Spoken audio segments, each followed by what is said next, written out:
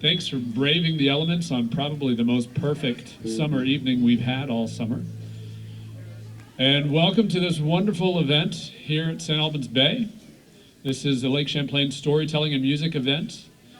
Before we get started, some brief introductions. My name is Wesley Kempton. I'll be your MC this evening, and want to just make sure that you're all aware of what's going on if you haven't figured it out already. Mill River, off to your left, they've got their pizza manufacturing set up. Let's call it a manufacturing. And so go support Mill River. There's also some free snacks and drinks, right? If you follow my hand, if you see me, I'm the one in the green shirt. Hello. And right over there, we've got some free snacks. And there's a craft table right over there for the kids who want to make some things, or the grown-ups who want to make some things. Anybody who wants to make things, a craft table. Off over on this side, we've got some information for all of you about the watershed and about the lake. Ultimately, we want you to have a good evening tonight, but also potentially you can learn a thing or two.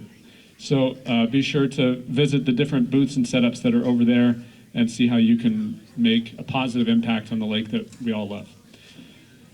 Without further ado, our first act this evening is one in which I'm a part as well.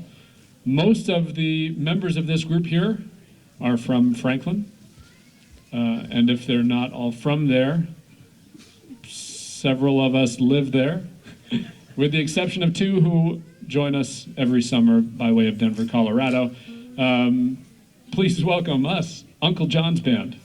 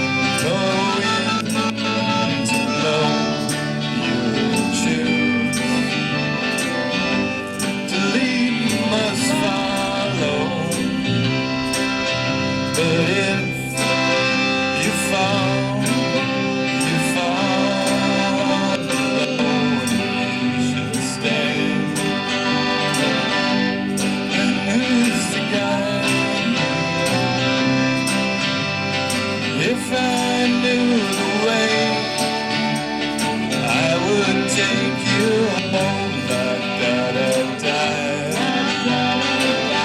Da da da da. Da da da. Da da da.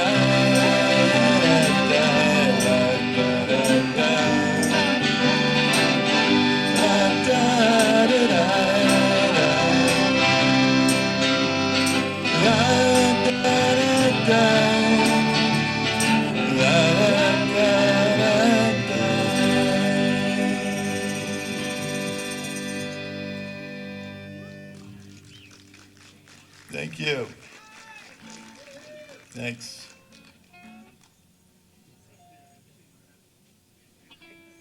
Moving right along.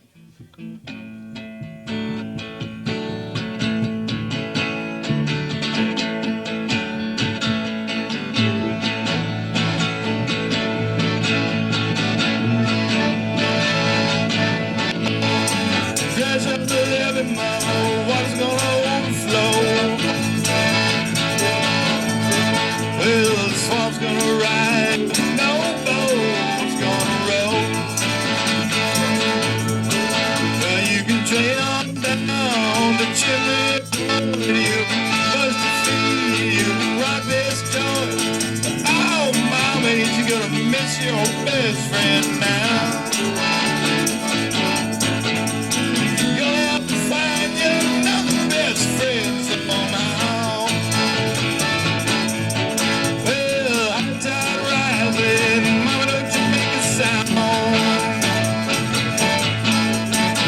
Pack up your suitcase, mama, don't you let me down. Well, it's king for king and it's queen for queen.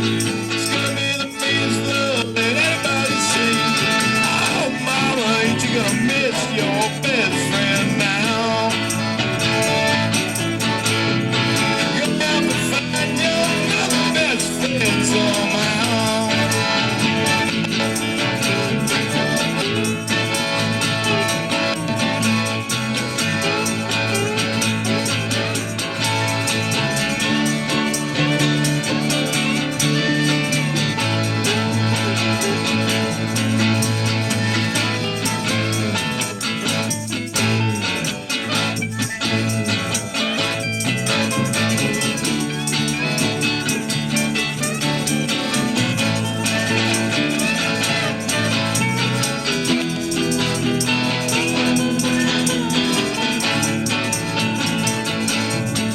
Hey, don't you try to move me, you're just gonna lose.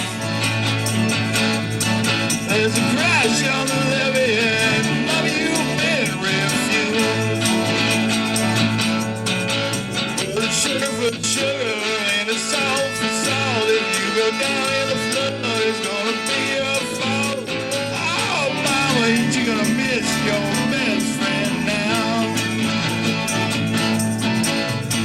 You're gonna find your another best friend somehow. Yeah, you're gonna have to find you another best friend somehow.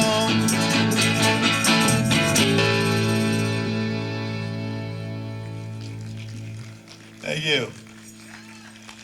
We are, in fact, Uncle John's band. And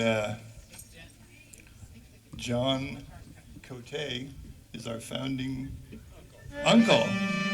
He's on the harmonica. And we do have, there's an uncle, there's also a nephew, Mark, on keyboard. Mark Chusett. Mark. And we've got the lovely and talented Julie Davidson on bass.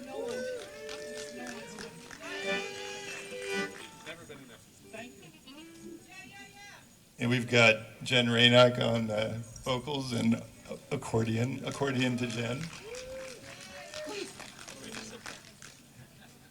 And we have the multi-talented guitar player. He does a lot of others. He plays pretty much everything. Adrian Benoit on guitar. and the lovely and talented Mandy Gates on vocals. Yeah, Mandy. I think you've met Wesley already. Is that everyone? And frontman extraordinaire Oh, yeah. Josh Warman over here, ladies and gentlemen. Thank you. I always forget to introduce myself. I have to get better at that.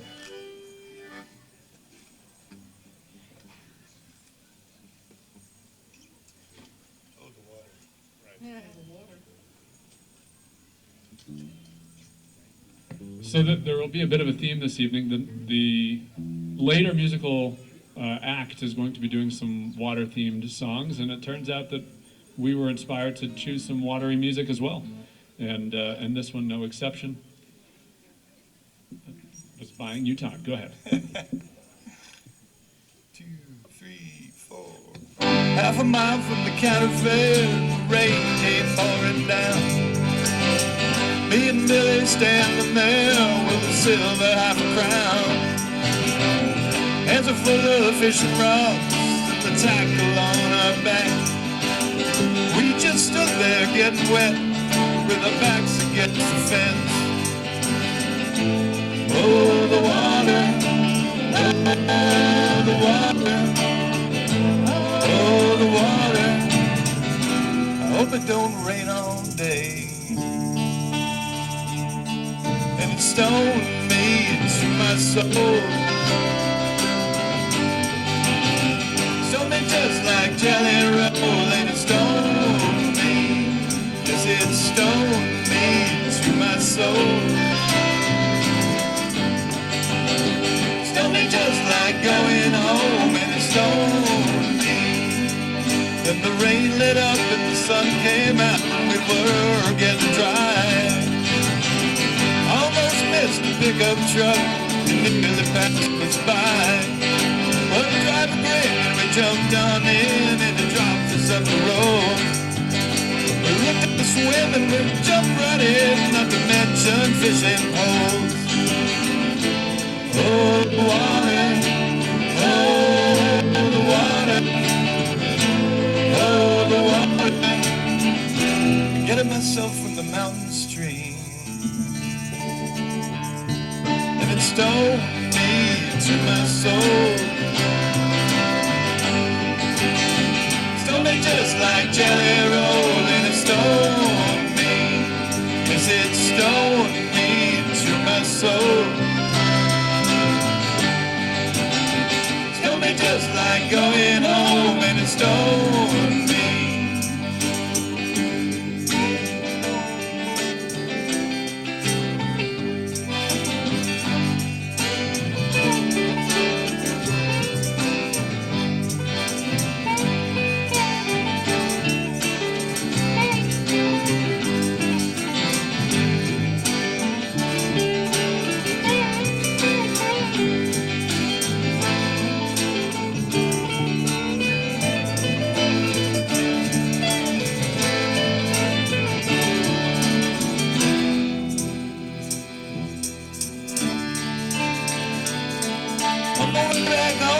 Sang a song, but our throats were getting dry.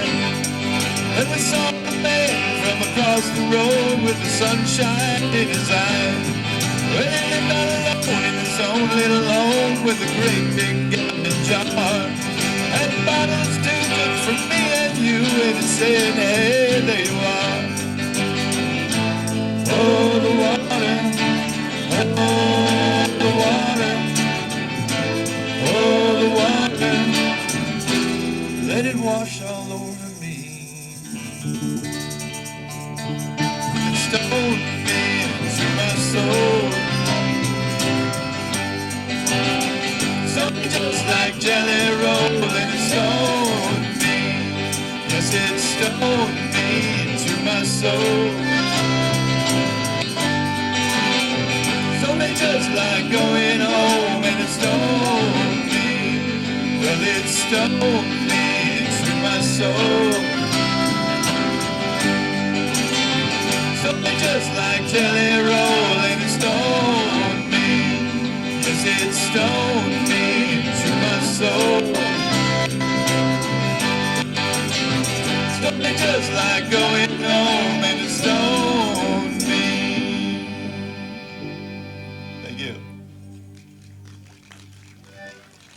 thank you, Van Morrison, for that great The song. Belfast Cowboy.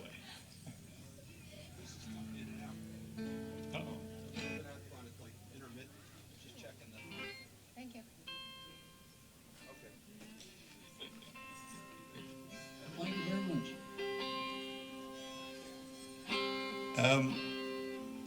The next one is by me, from Van to me. I have an album out. All of these fine people played on it, making it much better than it would have been otherwise, I think. I'm pretty certain of that. Sure, it's still out. It was really, it was really a lot of fun. It's available on Bandcamp, and you'll find it on all the platforms pretty much. So this is called Whatever You Want It to Be.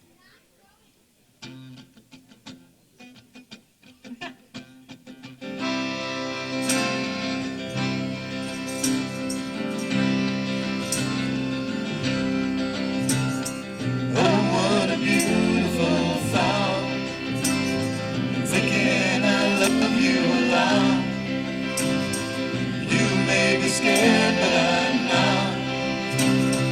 Just forget all you've been taught. Oh, what a cloud I've found. I don't want to ever come down. I know my feet won't touch the ground whenever you are around. Well, it's rivers that run to the ocean. Overcome with emotion, and it's whatever you want it to be, just as long as what you want includes me. Oh, what a dream I had, a woman who just drives me mad, a love that could never go bad. But sometimes I wake up so sad. I'm saying, can you see what I see? It's too much to ask, probably. But if 1 plus 1 can make 3, then maybe that's eternity. Well, its beds and bodies are swaying, and its little babies are playing. It's whatever you want it to be, just as long as what you want includes me.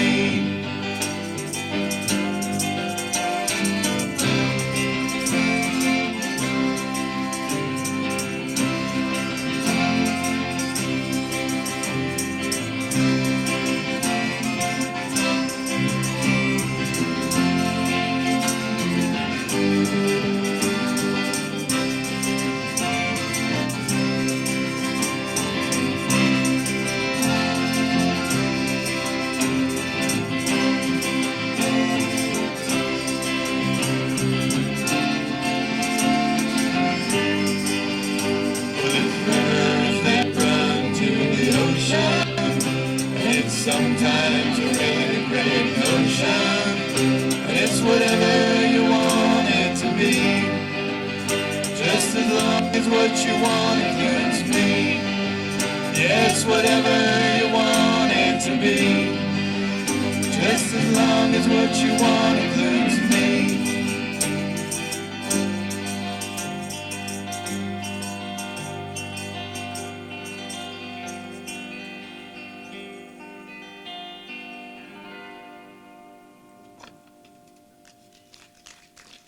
Thank you. And next, we have a real treat. We have Jen Rainack Help me. treating you're good. us. You're fine. 1, 2, 3, 4.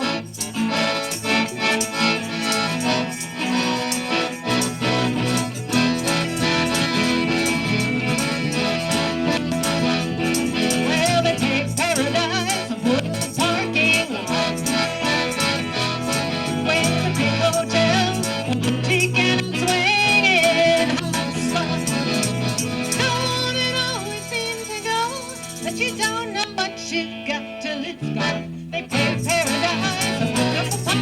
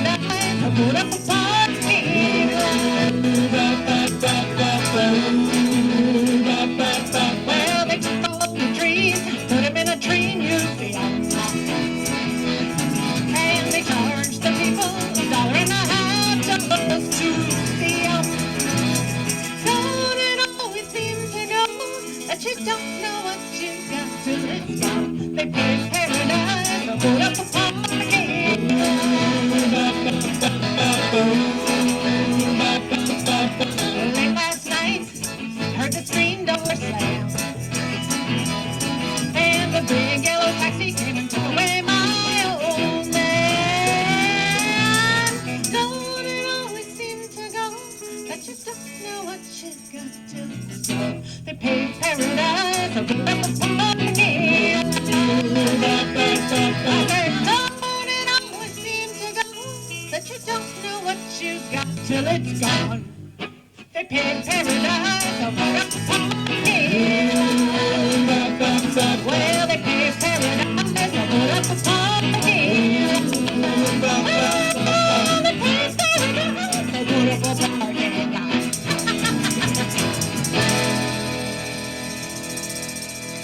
Jen Raynack on vocals and the accordion, of course. Of course. Of course, yeah.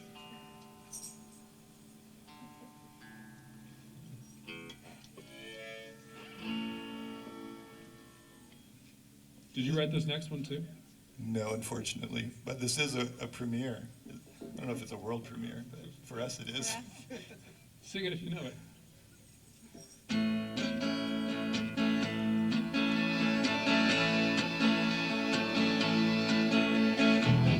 Someone told me long ago there's a calm before the storm, and I know it's been coming for some time.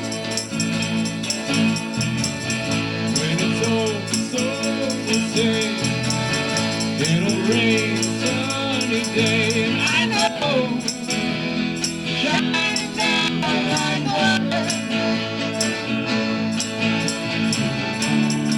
I want to know, have you ever seen the rain? I want to know, have you ever seen the rain? Coming down on a sunny day. Yesterday and days before, sun is cold and rain is hard, and I know it's been waiting for all my time. But forever on it goes, through the circle fast and slow, and I know it can't stop, I wonder. I want to know, have you ever seen the rain? I want to know, have you ever seen the rain?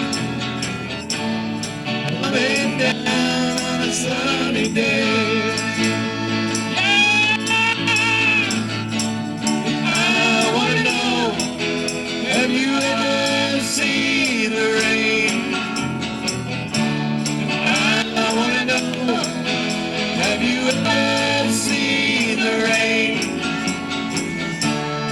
Coming down on a sunny day.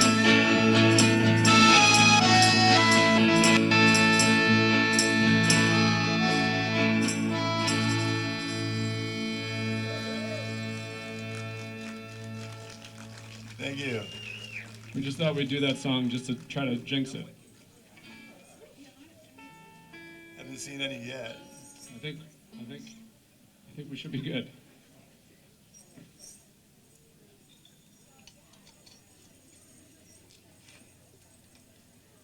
Well, we've reached the end of this brief but fun set. I want to thank everybody for listening. I guess, did you have anything to add? I'll probably say something later. Okay. I'll be waiting with bated ears. What are you trying to catch with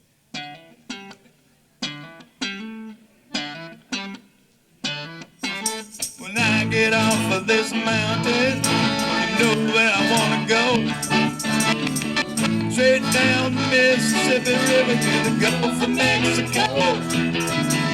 Lake Champlain, Louisiana, little missing girl that I once knew. She told me just to come on back if there was anything she could do. Up on Cripple Creek, she sends me if I spring a leak. She bends me, I don't have to speak. She defends me a drunkard's dream if I ever did see one.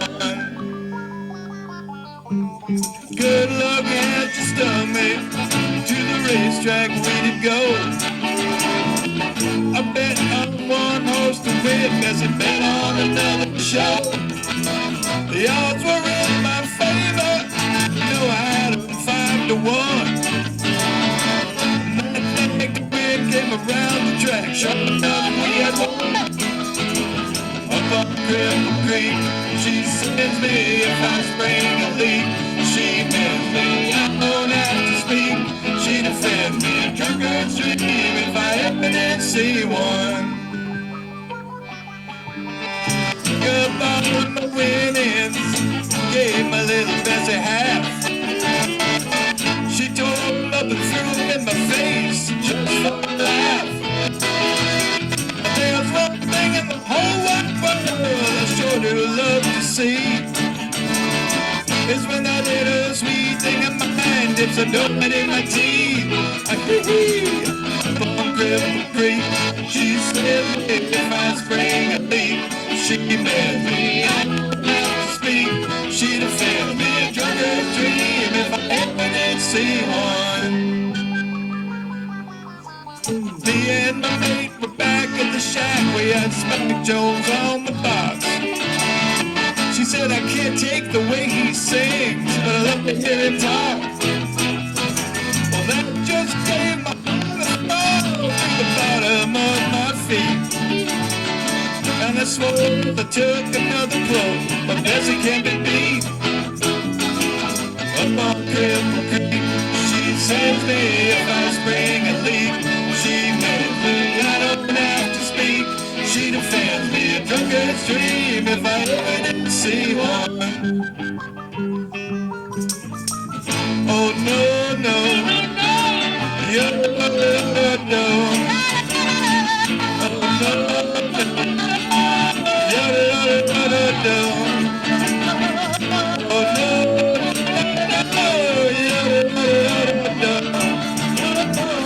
Oh no,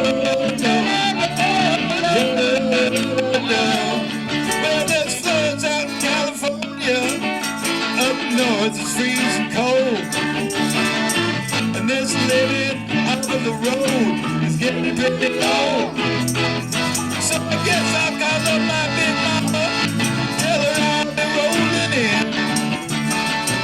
You know, deep down, I'm sort of tempted to go and see my Bessie again. Up on Cripple Creek, she sends me if I spring a leak. She makes me, I don't have to speak. She defends me a drunkard's dream if I ever did see one. Oh no, no, no, no, no, no. Oh no, no, no, no, no, no. Oh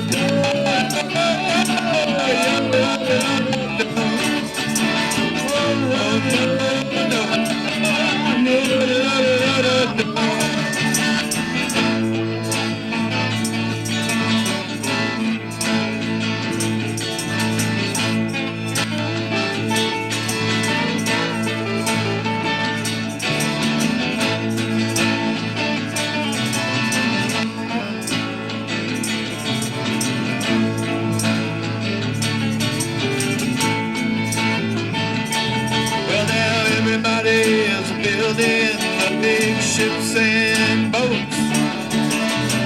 Some are making money moves, others are jotting down notes.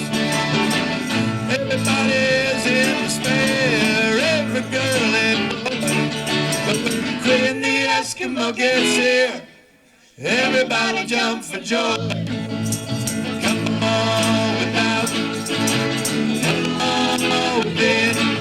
You'll not see nothing like the mighty Queen. Come on without, come on within. You'll not see nothing like the mighty Queen. Now I like to do just like the rest, like my sugar sweet. But dirty fumes and making haste, that ain't my cup of meat. Everybody's just standing round neath the tree, feeding pigeons on the limb. But when Quinn the Eskimo gets here, those pigeons will go to him. Come on with that. Come on with it. You're not seeing nothing like the mighty Queen.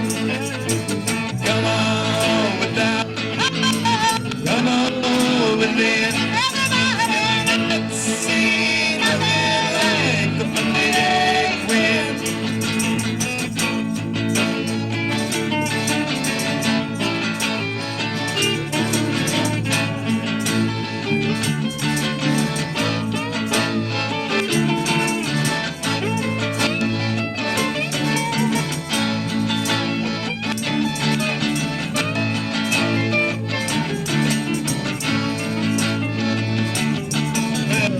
Them gates ain't gonna do.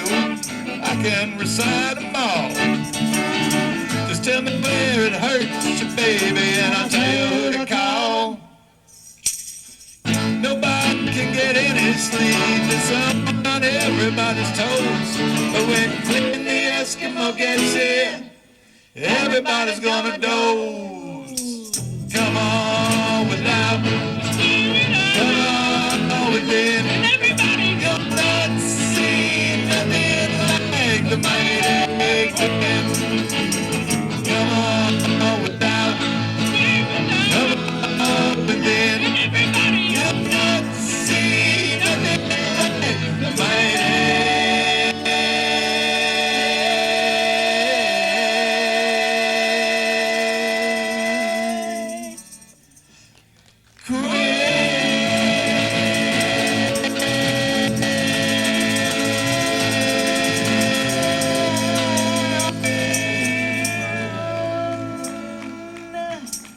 Thank you very much.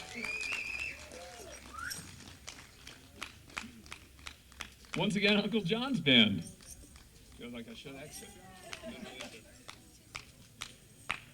All right, well, we do have a full itinerary for you this evening. I'm going to start with some, I guess, more formal remarks that have been prepared for me.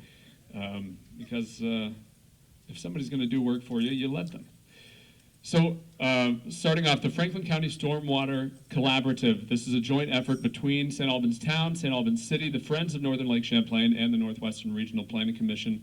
The purpose is to educate community members on best practices when it comes to caring for Lake Champlain, and more specifically, stormwater.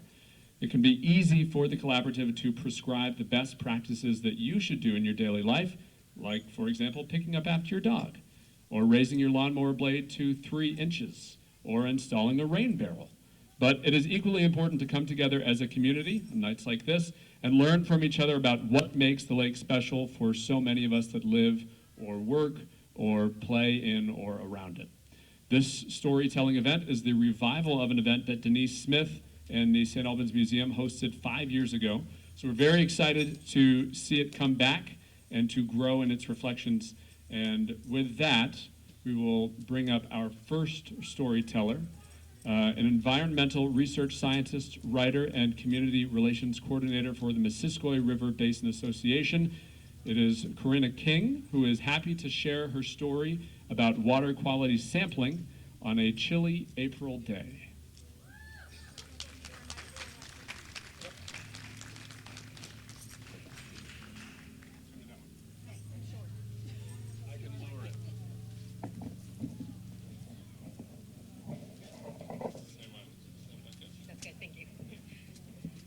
Sorry, vertically challenged.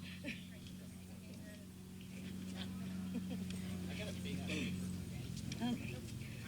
One chilly April morning, when I was an intern falling madly in love with water quality protection, I set out on the lake to sample small streams that only can be seen during the spring. To access these small springs, we had to kayak across the lake to a peninsula. This was my first time in a kayak. But I quickly got the hang of maneuvering into and out of the shallow water.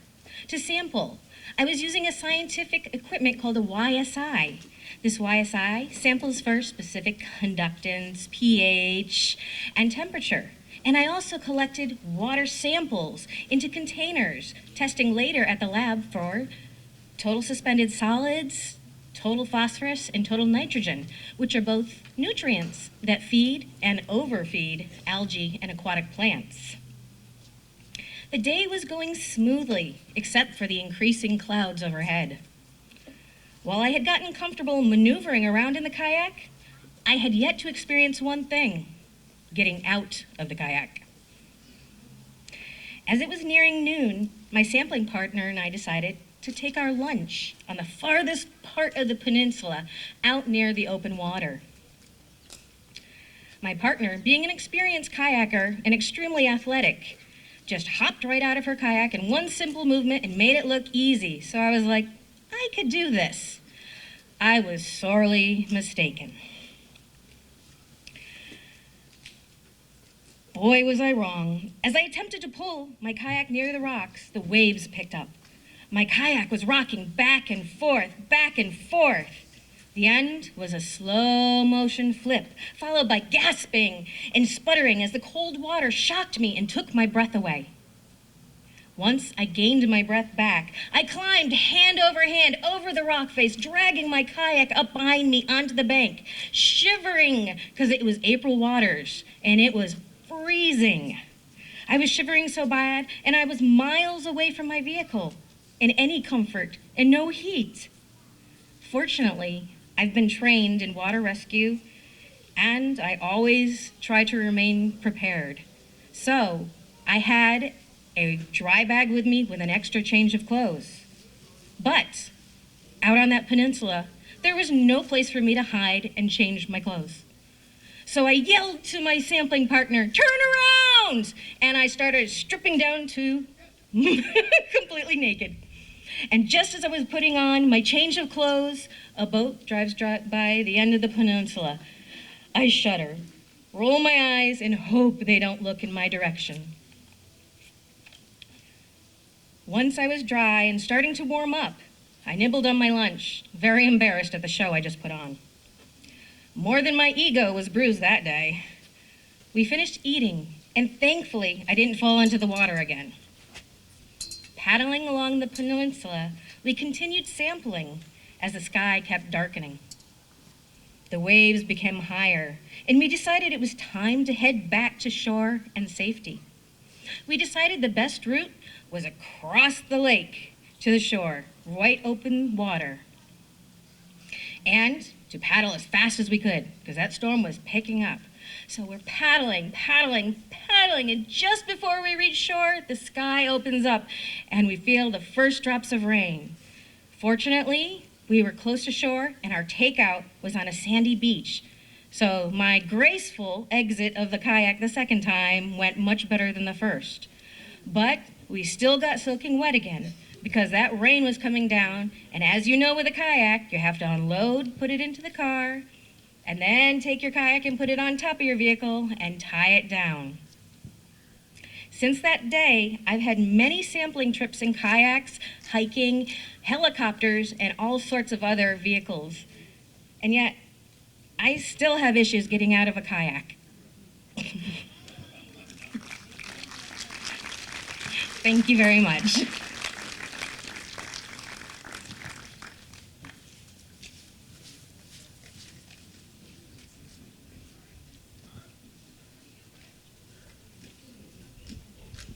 I'll try to stay closer next time. Our next speaker, storyteller, is Mary, who loves the simple things in life, like routines and experiencing awe in nature. However, she can't help but seek out adventures that push her out of her comfort zone. And tonight she's going to share one such adventure with all of us. So please welcome Mary. Height approximately good-ish. Yeah, that looks good. Yeah. Thank you, everyone. Okay. So my husband is a wonderful man, and I knew that from the moment I met him. He's a 10, but when we were first married, he told me that he wanted to live on a boat. He wanted to live on a boat with me and our future kids. We met in Burlington, When we were first together, he told me about his experience sailing, and I literally had never met anybody who had sailed. I didn't really care about it, and I wasn't really interested in it. But he was, and that's kind of where it began. Our honeymoon was actually on his 22-foot day sailor. So he planned the whole thing. We went out for the night. All night I fought claustrophobia and seasickness, and in the morning we went out in the start of the storm. My husband was hanging off the deck rails, sails flapping in the wind. I'm screaming the whole time that the honeymoon is over, and it was. We didn't sail again for 6 years. Many years later, after we had more experience sailing and we had children, we found ourselves in the back of the boatyard at Land's Landing, the back of the boatyard where I'm pretty sure boats go to die, and we were making an offer on a Catalina 36. We did not know if the engine would run ever. It was a mess, but we made the offer. We started working on this boat. Our kids were basically being raised in the boatyard. They were loving it, and in the process, I was changing. So one thing to know about me is I was raised by a single alcoholic parent in poverty. I was homeless and in the foster care system by the time I was 18. My ACE score is a 10, and everything turned around for me at the age of 19 when I joined Vermont Youth Conservation Corps and got to live for a summer on Night Island. That's a whole other story. So my husband now is still talking about this whole living on a boat thing. And now he's started to show me YouTube videos of other people who are doing it. And it looks pretty cool. But the first video he decided to show me was of a family of 4, just like ours, who have just sold their house. They are driving away from their house because they're moving onto a boat. The mother is crying in the car, and now here I am on my couch at home crying also, telling my husband, I don't want to sell my boat. I don't want to sell my house. So that was not the best start of it, but now we're in full-on planning mode to take this boat to the Bahamas. The boat's name was Clarity, and that boat literally changed our lives. It was a game changer. I had summers off with my girls, and we pretty much lived on the lake. We would go out just all week long, hang out. I could cook meals. My girls would swim and paddle. I'd sit on the bow for hours watching the day turn into night. We would sail during the day, anchor at night. We would go to these most beautiful places on the lake. It was this whole other world. I've lived in Vermont my whole life, and this was brand new, this lake life. I was hooked. So now we were in full-on planning mode. We were 3 years into our 5-year plan. We were renovating homes to rent, learning how to homeschool our kids, working side hustles to save money, and just busting our butts to make this trip happen. And I didn't say this to anybody at the time, but this whole time I didn't really believe that it would actually happen. Always with me was this doubt, a lot of limited beliefs about my abilities. I think a lot of it was the way I was raised. So this was pretty out there. I didn't really think it was going to happen. The doubt was just palatable. So we were scheduled to leave on September 1st, 2020, and when the pandemic hit and our plans changed, I was relieved. I was fortunate enough to spend most of my adult life developing stability and good health. I was a stay-at-home mom with my girls. We had a beautiful home, and it was just stable and healthy and wonderful, and I was ready for a challenge. I knew I was up for this adventure, but my biggest fear was really, could I handle it, like mentally? So the trip was underway. We were getting going with it, with our plans, and on August 31st, 2021, we shoved off the dock in Shelburne and we headed for the Bahamas. We sailed on Lake Champlain for years before we knew any of the islands.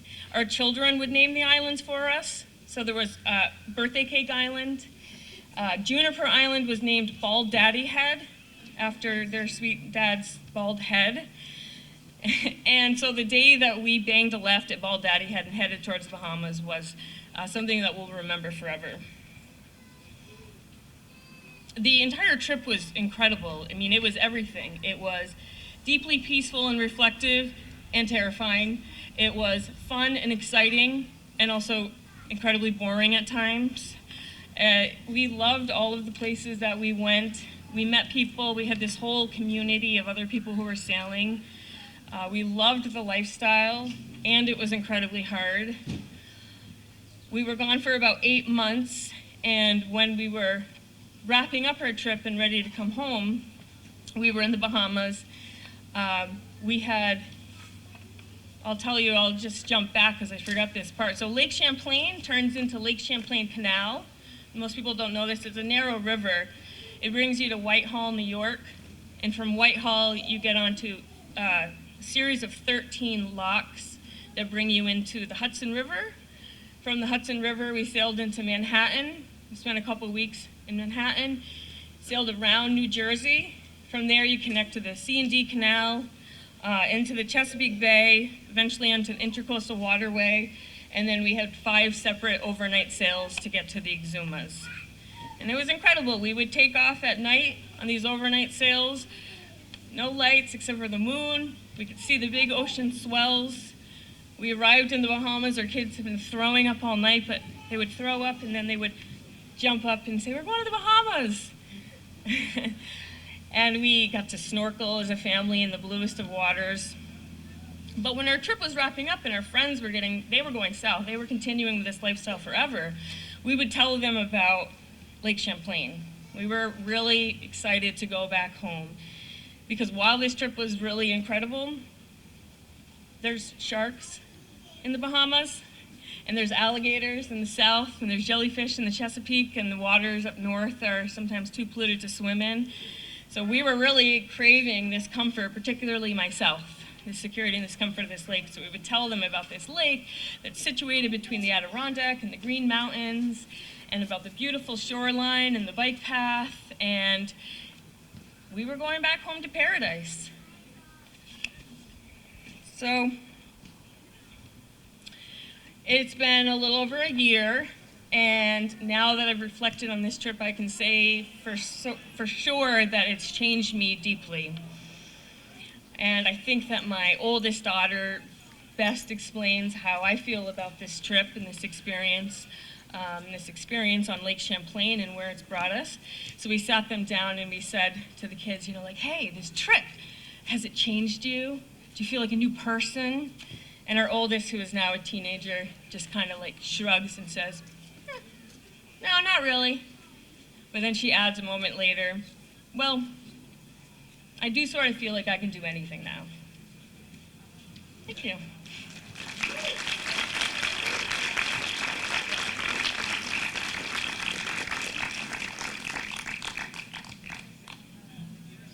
Well, sometimes I feel like I'm an ambitious traveler, and then I hear stories like that, and I'm reminded that no, I am not. Our next storyteller this evening is Alex Lenning. Alex is a historian and mental health professional who has studied shipwrecks, salmon, and how we think and feel about the natural world around us. I think we're still on, yes. Alex's story is about a little boat that made big headlines around the world. Give it up for Alex.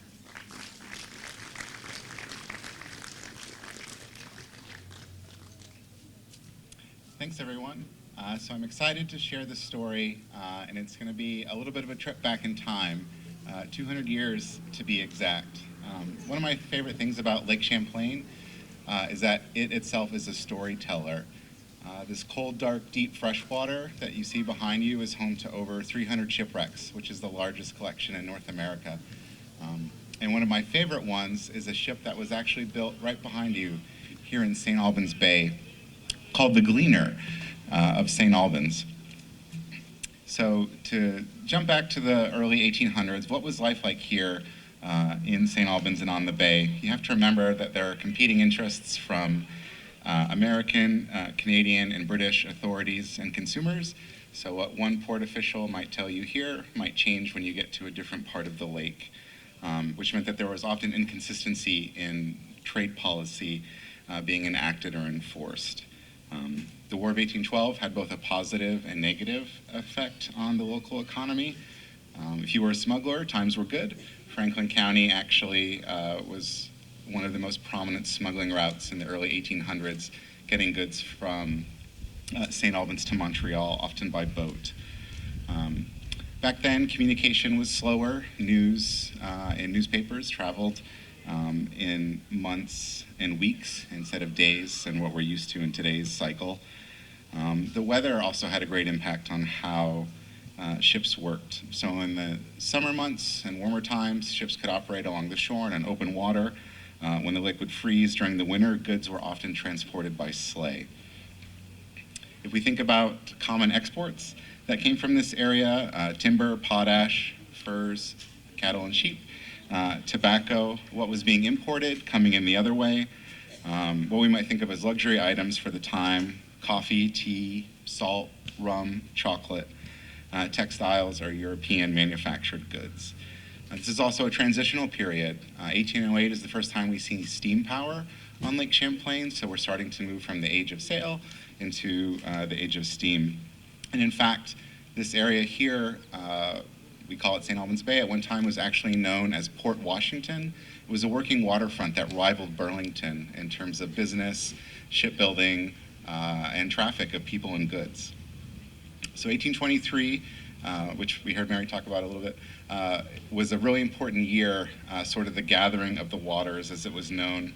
A new era is what newly elected Governor Cornelius Van Ness called it, because it was when the canal system was finished, the Erie Canal system.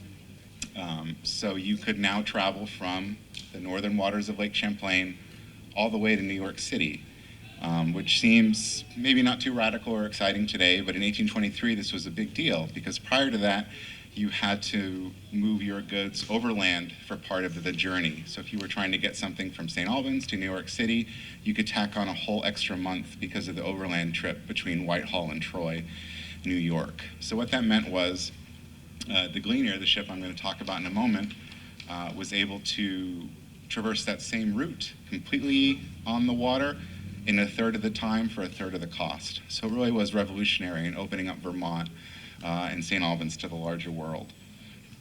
If you think about the bay now, we're familiar with the park, and there's a great place to get creamies and a restaurant and some camps, and that's about it. But if you imagine what it was like 200 years ago, you had the Lakeview House Hotel, there was a blacksmith, a bank, a tanner, a tailor. Fishing and ice harvesting were really big deals. Younger's General Store operated, which you can actually still see if you pass the brick building on your way in. There was the St. Albans Steamboat Company, the St. Albans Grand Island Plattsburgh Ferry Company, a working dairy farm known as the St. Albans Point Creamery. So you can imagine there were always lots of people, lots of goods, lots of things going on in a way that's a lot different than the way we imagine it today.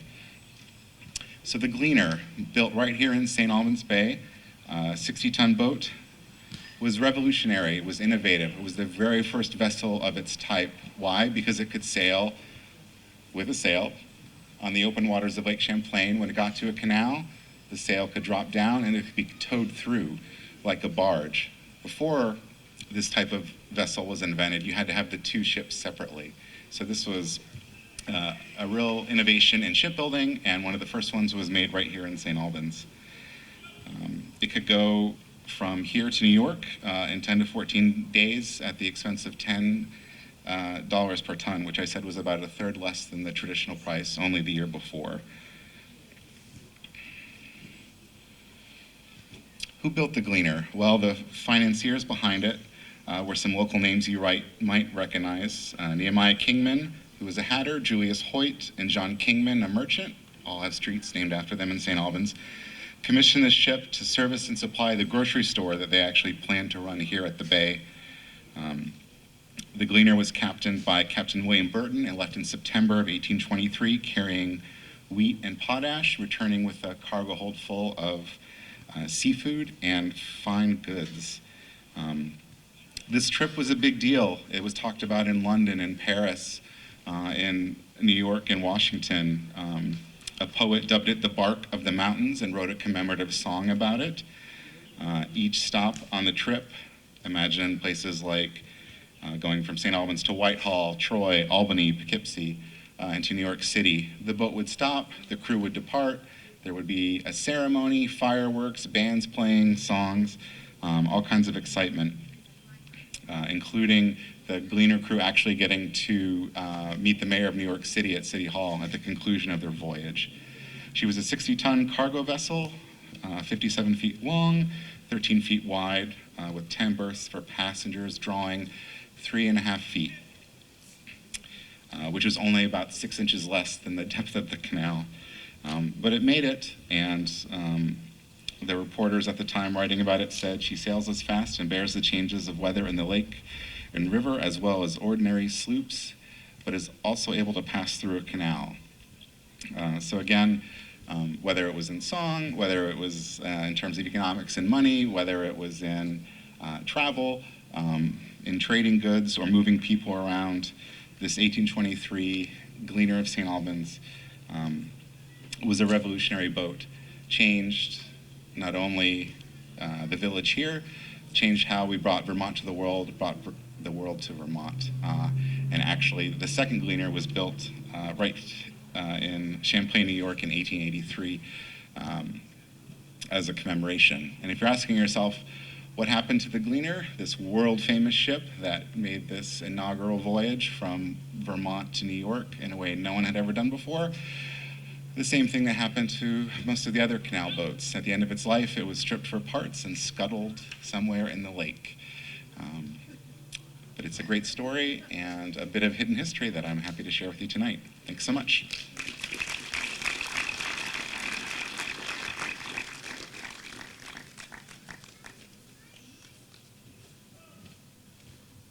Thank you again, Alex. Fascinating stuff. As an eager historian, there are about a dozen things that you shared in that story that I now want to learn more about. So that I love that. Thank you. Next up, a real treat for you all. This is a local band who you've probably seen around at various farmers markets, parties, restaurants, or if you are like me and occasionally attend UVM sporting events, they often perform the national anthem.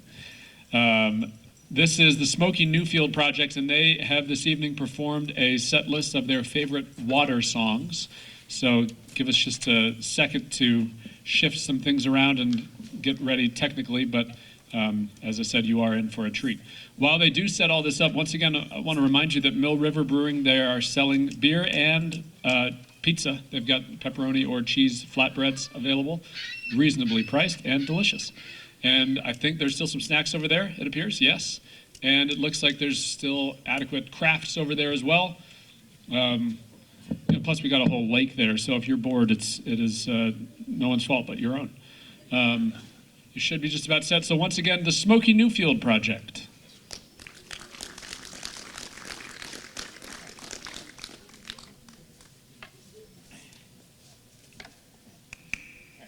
Can you hear us okay? Not ready yet. Oop. All right. Talk to the people, Tom. Huh? Yes, we're the Smokey Newfield Project. Two of us here live in St. Albans. You may recognize Kathy over here. She's just retired from teaching in the city school district after 24 years. Yeah. And then Laura and myself, we're from Essex, Vermont. Still not ready. You're still not ready, Bill. All I right. turned this on earlier. While my tablet is coming up, we picked these songs for a variety of reasons, knowing this was an event of the sort that it is.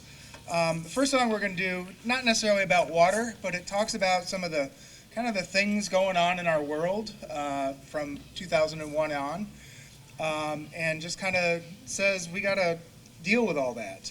And then we have a couple songs about water. One is Rivers and Roads by Head and the Heart, and then the other is The River, a version, it's a Garth Brooks song. I was going to say Mel Brooks, not Mel Brooks. That would be a different song. That would be a different song. A Garth Brooks song called The River. And then we're going to end with a song from U2 called One, because until we realize that lakes, terrestrial, the air, the economy, the ecology are all one, we're going to fail. We're going to fail. So we got to remember that. And my tablet is almost right here.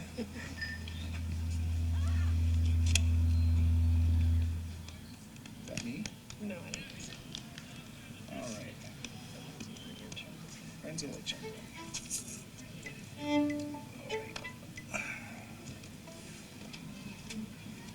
And I just changed the strings on my guitar, so we'll hope for the best.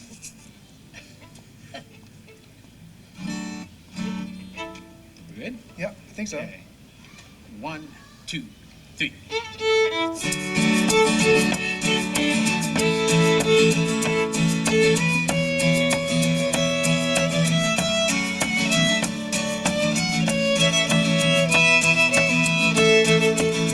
I hear the crying of the hungry in the deserts where they're wandering. Hear their crying out for heaven's own benevolence upon them. Hear destructive power prevailing. I hear fools falsely hailing to the crooked wits of tyrants when they call. I hear them all, I hear them all, I hear them all. I hear the sound of tearing pages and the roar of burning paper. All the crimes and acquisitions turn to air and ash and vapor, and the rattle of the shackle far beyond emancipators. The lowliest who gather in their stalls. I hear them all, I hear them all, I hear them all.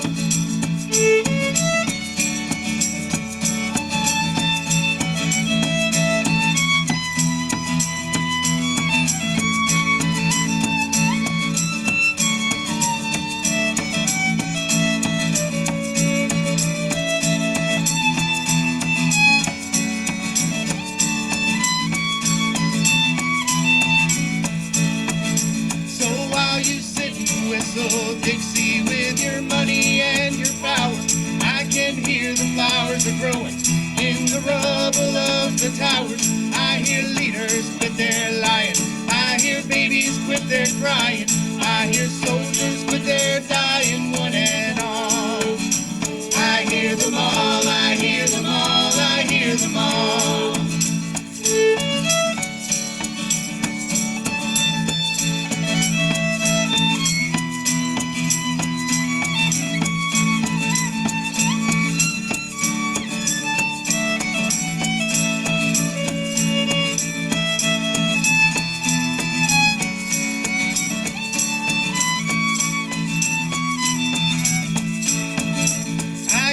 Tender words from Zion. I hear Noah's waterfall. Hear the gentle Lamb of Judah sleeping at the feet of Buddha. And the prophets from Elijah to the old Aiwabaka take their places at the table when they're called. I hear them all, I hear them all, I hear them all. I hear them all, I hear them all, I hear them all. I hear them all, I hear them all, I hear them all.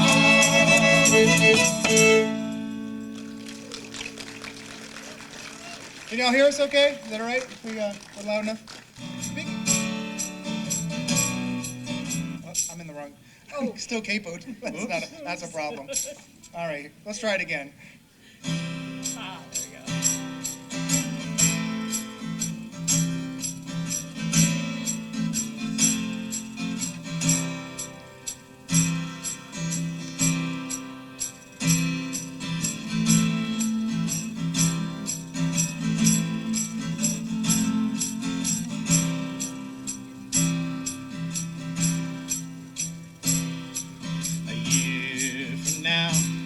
We'll all be gone, all our friends will move away,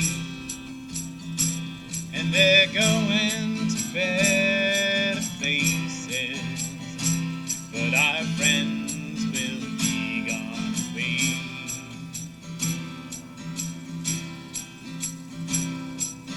Nothing is as it and I miss your face like hell. And I guess it's just as well, but I miss your face like hell.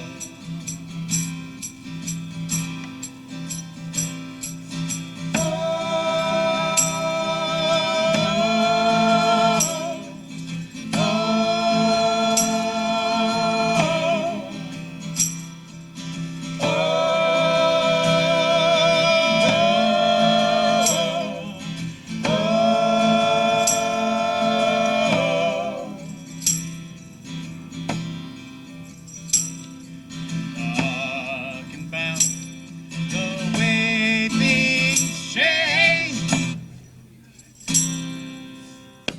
and my family lives in a different state. And if you don't know what to make of this, then we will talk please. So if you don't know what to make of this, then we will talk please.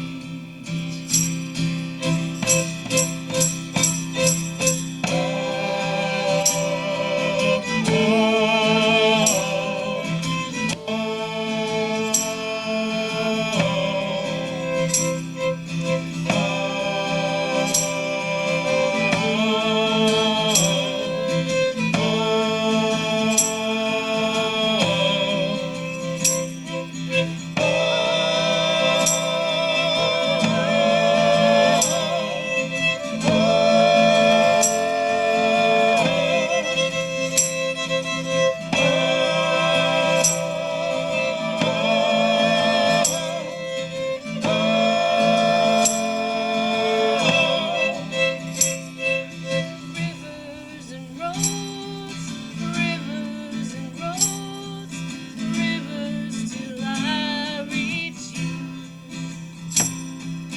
Rivers and roads, oh rivers and roads, oh rivers till I reach you.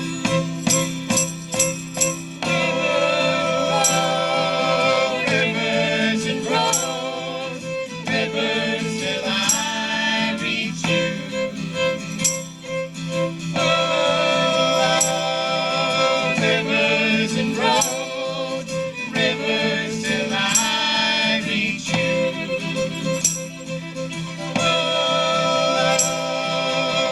rivers and roads, rivers till I reach you.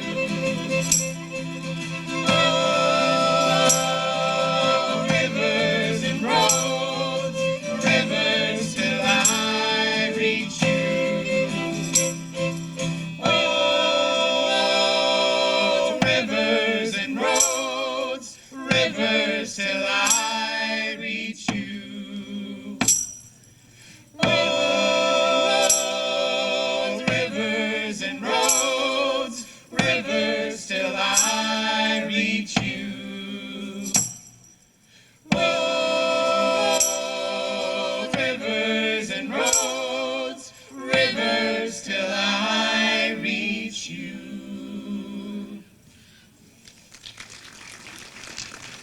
Thanks so much. All right, this next one is a cappella. So we're gonna get our notes from Laura and then hope for the best. You know, a dream is like a river, ever changing as it flows. And a dream is just a vessel that must follow where it goes. Trying to learn from what's behind you and never knowing what's in store makes each day a constant battle just to stay between the shores. And I will sail my vessel until the river runs dry.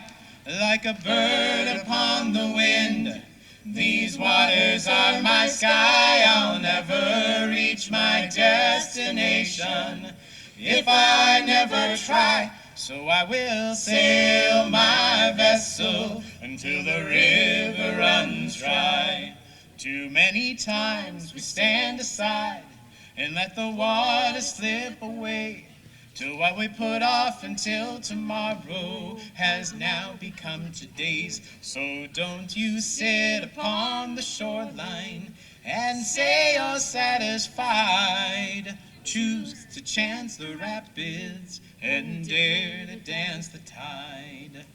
And I will sail my vessel until the river runs dry. Like a bird upon the wind, these waters are my sky. I'll never reach my destination if I never try. So I will sail my vessel until the river runs dry. And there's bound to be rough water, but I'm sure I'll take a fall. But with the good Lord as my captain, I can make it through them all. Yes, I will sail my vessel until the river runs dry. Like a bird upon the wind, these waters are my sky. I'll never reach my destination if I never try. So I will sail my vessel until the river runs dry. And I will sail my vessel until the river runs dry. Like a bird upon the wind, these waters are my sky. I'll never reach my destination if I never try. So I will sail my vessel until the river runs dry. Yes, I will sail my vessel until the river runs dry. Thank you. All right. Now some Irish rock from U2.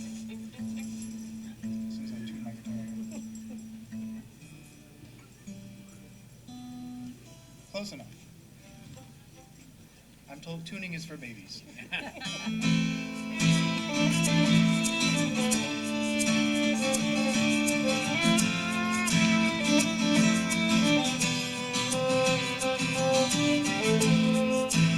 Is it getting better?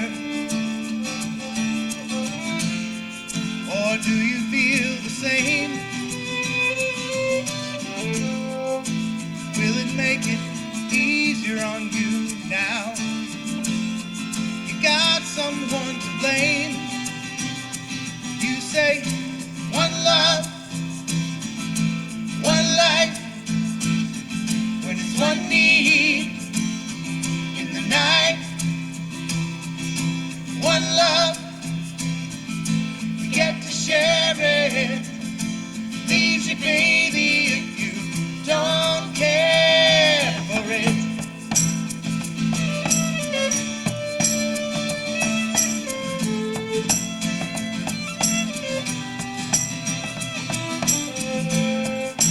Did I disappoint you or leave a bad taste in your mouth? You act like you've never had love, and you want me to go without. Well, it's too late tonight to drag the past out into the light. We're one, but we're not the same.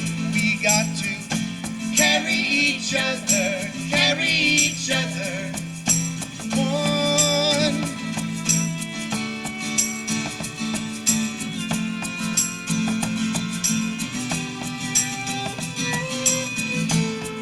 Have you come here for forgiveness? Have you come to raise the dead? Have you come here to play Jesus to the lepers in your head? Did I ask too much? More than a lot. You gave me nothing, now it's all I got. We're one, but we're not the same.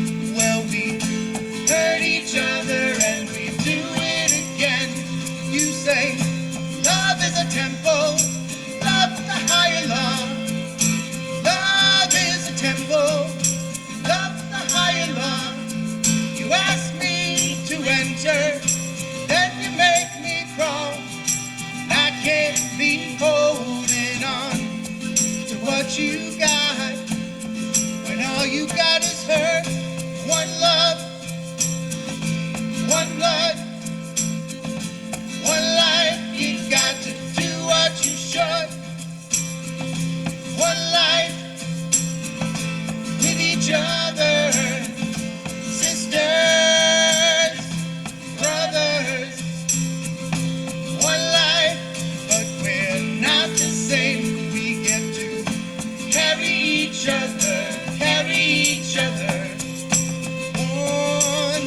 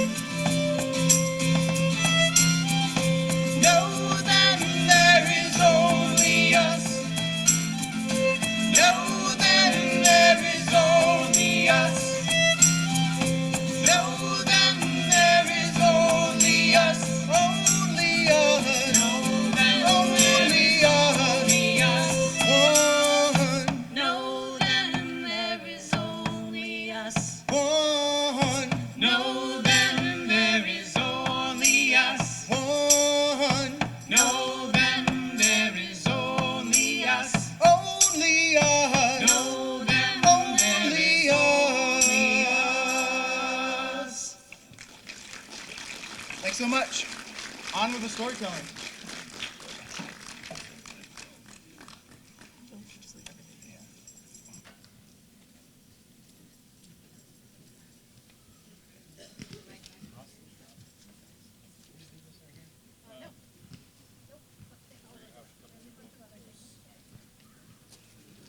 Once again, the Smokey.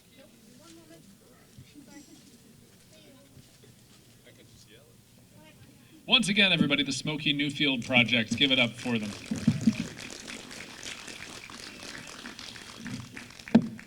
And now we've got a few more storytellers for you. Our next one, joining us from the Abenaki Nation of the Missisquoi, has asked for any children who are around to come on up. This is an interactive storytelling activity, so if there are any, this is going to be fun. And also, for the grown-ups around, it's going to be a lot more enjoyable to them if you do come up. If that doesn't guilt you into it. They're under 90, they're a child. Oh, if you're under 90, then you are a child. Want to play with me?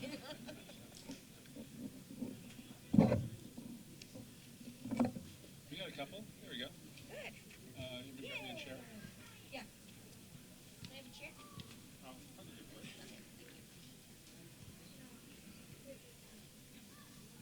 Thank you.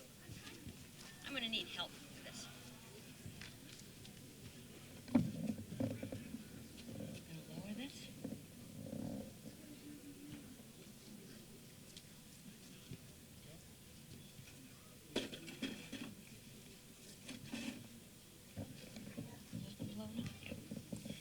Storytelling among my people is always an interactive type of thing. So we always use children as well as adults because the stories go down through generations. And if you don't take part in the stories, how can you possibly remember it? And also, you're going to put your own personal twist on the stories. So what I've done today is I've taken one of our stories, Why the Crow is Black, and added a few things to it to make it an interactive and more modern version. So we're going to use some help telling me exactly. I'm going to need some help from the audience too, because I'm going to need some help identifying specific birds. So how many of you out there are bird watchers? Oh, we got a couple of way out there, right? You going to be able to see? I will make sure you can, because we are definitely going to need help with this. Now, there are many different Abenaki stories, and one of the things that we try to stress with our children is respect for nature, respect for other living things. because that's a part of our culture and it should be part of everyone's culture. So let me just go in and pull this up. And it's called Why the Crow is Black. How many people are dealing with crows these days? Yeah. And how do you feel about them? Yeah. Crows are extremely intelligent birds. They did an experiment years ago on one of the college campuses, and they had students go out with masks on, and several of the students actually interacted positively with the crows, feeding them, giving them things to play with and that type of thing. And then another group with different masks went out, threw stones at them, heckled them, called them names, ran at them, and that type of thing. And then they let several months pass. And when they had these people go out again, now this time it was interesting because they switched the masks. So there was no way that the birds could pick up on the individual people by walking or whatever. It was based totally on what the birds could see. And the birds consistently reacted negatively to the people that were wearing the masks that had mistreated them. So they're far more intelligent than we give them credit for. And quite honestly, it is probably one of the reasons that our people really respect the crow. So why the crow is black? And how many of you people knew that crows weren't always black? Looks like I've got an audience that really, there's somebody there out there. Well, if you go to Europe, you're going to discover that crows out there are not black. The European crow is actually both black and white. So, let's see if we can bring this up so I can show you exactly what we're talking about. And have these lovely ladies next to me help me out with the story. Well, Crow one day happened to be wandering around, and he happened to glance in a puddle and looked down and saw that he wasn't as beautiful as some of the other birds.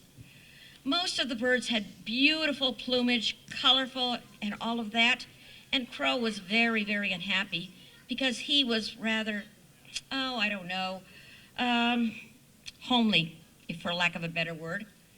He really thought he really should be as magnificent as some of the other birds.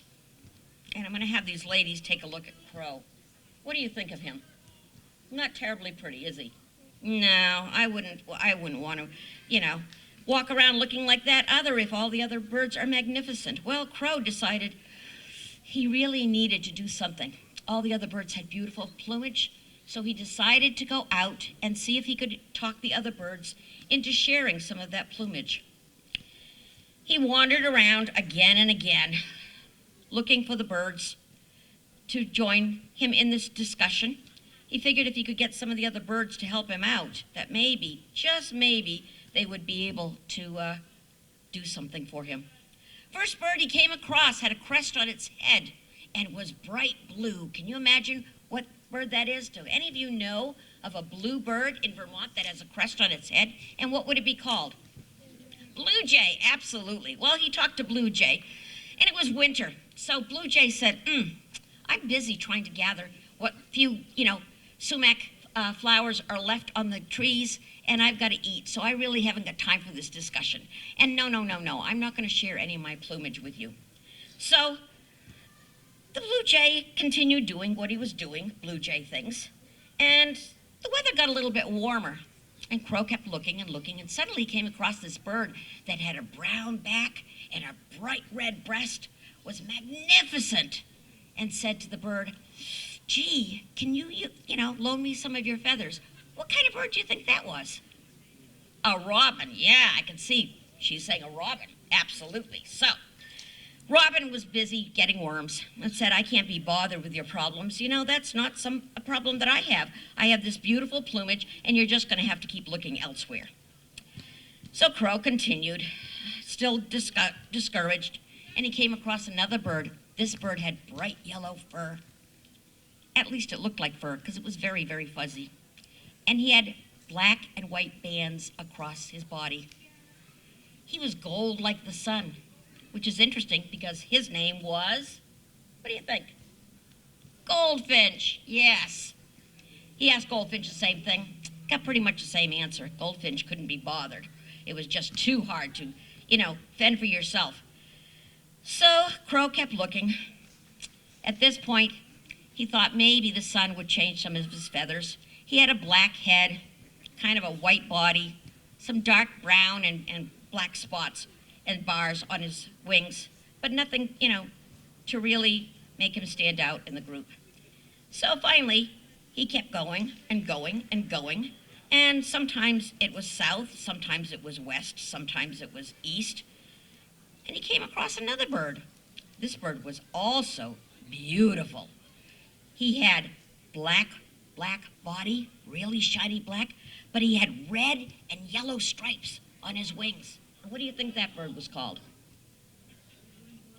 Red-winged blackbird. Ah, we got a bird watcher in the group. Absolutely. Well, the same thing happened. Red-winged blackbird couldn't be bothered, said to the crow, no, I'm not going to share my plumage with you. I'm sorry. So the birds continued to, talk among themselves and really ridicule Crow because he was really kind of ugly looking and they didn't know what to do with him. He went along. Now he finds another bird. This bird's orange with black and white stripes on his wings. And he was around by the swamps, building nests left and right. And Crow looked at him and said, can you spare a few of those beautiful orange, feathers? Just a few. I only need a couple because it would make me look so beautiful. And the Baltimore Oriole said, not going to do it. They are all I need and I just can't do it. He continued. Now he's finding larger birds, thinking, well, maybe if they have more feathers, they'd be willing to do it. Came across another bird that had a bright emerald green head, was splashing around in the water, had funny looking feet though, really wide feet, and a very, very wide bill. What do you think he was called? Yeah, he's a duck. Absolutely, a mallard duck. Kept searching again and again, and every time he came across another bird, it was more magnificent than the last bird he had seen. He found one that looked like the blue jay, but was bright red with that beautiful crest and a dark black bill. And sometimes he just hoped and wished that they would spare at least one feather for him. The cardinal said he can't be bothered. Continued on. Now he's down by the water. The ducks had all left, and there's these other birds hovering around, gathering, different shells and whatnot. And this one was magnificent. Actually, the Lamoille River is named for this one. Can anybody guess what this bird is? You see a lot of them. Matter of fact, there's one sailing right now over the lake. Not a goose, but a gull. How many of you know that Lamoille is spelled that way because of a misspelling? Somebody forgot to cross the T's. It was Lamoille, which means the gull. Anyway, continued looking and looking, came across a bluebird, and then finally a scarlet tanager, all red with black, beautiful black wings. And then a tiny bird that flitted from place to place with a very, very long bill, could go faster than anything else, but had the tiniest nest you could imagine. And what was that called? A hummingbird. Yes, there you go, a hummingbird. Well, all of these birds just didn't have time for Crow's silliness. So they kind of made fun of him again and again, and he finally wandered off by himself. Well, as he was wandering off, he happened to notice the sky was changing a little bit. Little by little, he noticed there were clouds gathering, and he mentioned that to the other birds. He asked the blue jay, have you noticed those clouds? Should we be concerned? And the blue jay said, once again, Crow, you're making a big thing out of nothing. Just pay attention to the fact that you need to take care of yourself and leave the rest of us alone. The clouds gathered thicker and darker, and it began to look like, something was going to happen drastically in the weather. Well, it did. First, there was a tiny drop of water, and then another one. And Seagull began to realize, maybe I should go out to the islands and do a little fishing because it looks like it's going to rain. The scarlet tanager decided to go into the bushes because that was safer to be there than anywhere else. And gradually, one by one, all of the birds started dispersing and going into the undergrowth. Suddenly, there was a crack of thunder, and a bolt of lightning came down and hit a tree. The goldfinch was startled and said, what are we going to do? Because now there's fire coming from the sky. The Baltimore Oriole decided he wasn't going to have any part of this and decided to head out. And suddenly, that tree burst into flames. All of the birds now are really traumatized. The blue jay decides it was time to leave. He started ruffling his feathers and heading out. The Baltimore Oriole figured he was pretty safe because he was, down in the swampy area where his nests were, and that was pretty good. The bluebird decided, it might be a good time to get out of the area. He decided to head up to the mountains where he was from, and the duck was quite happy. He was in the water and thought, the fire can't bother me. The gull decided, it's time to get out to the islands because that fire looks like it's going to add up. Little by little, each of the birds flew off. In the meantime, all of the animals were realizing that they had some serious problems. The bush, in flames now, traveled to other bushes, to trees, and the next thing you knew is they had a tremendous forest fire.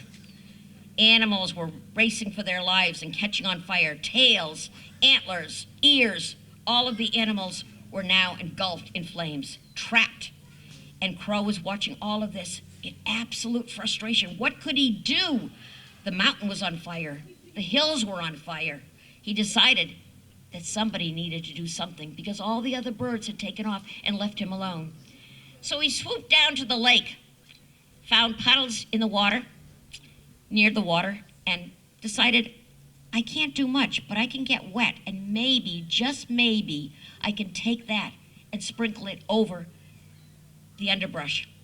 And lo and behold, he made trip after trip after trip. The first time it was just nothing, a little bit of steam.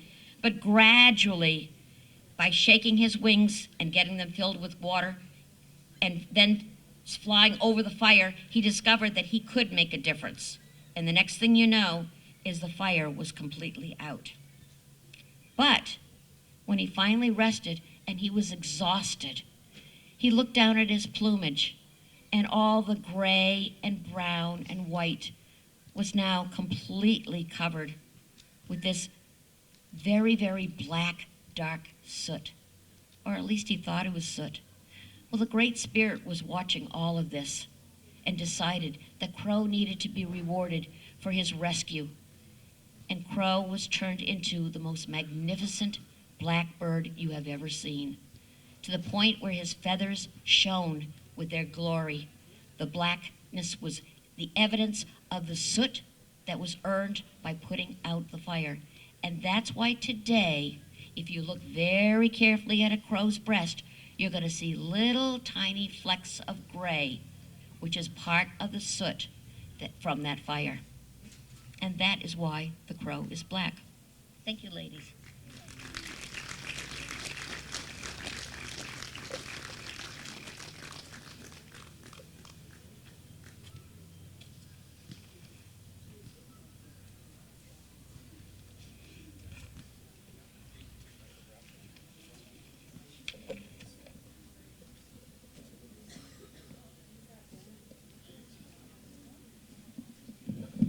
Thank you, Donna.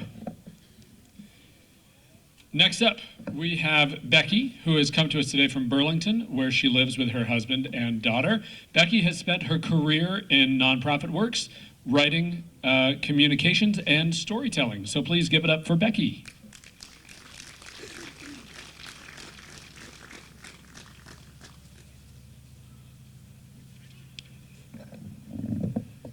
Short. Relationships. The most rewarding and the most challenging connections we have. Friends, family, classmates, colleagues, neighbors, and nature. Relationships can comfort us, push us, frustrate us, surprise us, excite us. The best relationships grow and change. They fill our lives with beauty. This is a story about those kinds of relationships, a story about me, our daughter, and the lake. Sydney is now 22, working this summer and heading back to her final year of college this fall. But when she was small, as many working parents do, when the summer camp registrations open in the dark, cold days of winter, I was online and ready to click. The challenge was real. To meet it, I had drafted a complicated plan that would have competed with the moon landing for complexity. If one thing didn't work, the whole thing might not land safely. To avoid that disaster, we would have to enter the dreaded summer parent scramble or babysitter quest modes. It's best to avoid these next levels of chaos if at all possible. When you live in Vermont on the spectacular Lake Champlain, camp options with water are plentiful. The summer before third grade, when Sydney was 8, I signed her up for sailing camps. All the sailing camps. The Lake Champlain Sailing Center was down the hill from my office. It would be perfect. Does Sydney like to sail? Parents would ask when the summer camp question inevitably came up. I would answer, hope so. Responses to that answer ranged from startled to horrified. Parents, quickly trying to recover from what I had just said, would then ask, when did you learn to sail? Don't know how to sail. What followed next was unanimous looks of utter confusion from every single person. Parents, now totally baffled and their filters completely removed, would ask the most obvious questions. What about safety? Aren't you concerned about her being on the water with people you don't know? I understood. I knew their fears. I'd ask myself the same questions. Why would I sign up my daughter to sail, for several weeks no less, when I had no idea if she liked sailing or wanted to sail?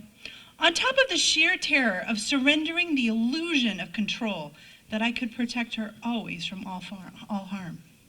I was willingly allowing my daughter to be on a large body of water with young adults in a tiny boat without me or her father. Why would any reasonable parent do this? The answers were simple.